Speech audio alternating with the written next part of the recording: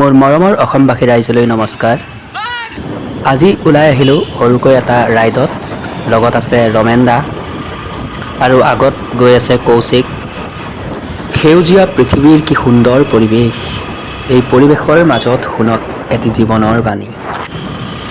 বেয়া সময় জীৱনত সদায় নাথাকে, কিন্তু বেয়া সময়ত মানুহে কৰা বেয়া ব্যৱহাৰবোৰ সদায়ে মনত থাকিব।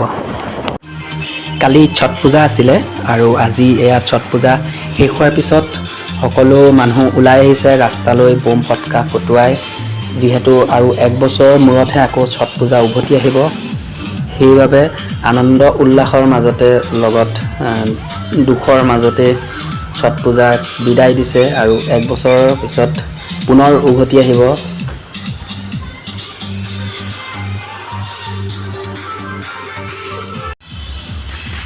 আৰু এয়া ওপৰত চব বান্দৰটোৱে পুৰা ডান্স কৰি আছিলে, বোম ফটকা ভয়তে জঁপিয়াই আছে নে ডান্সে কৰি আছে নাজানো।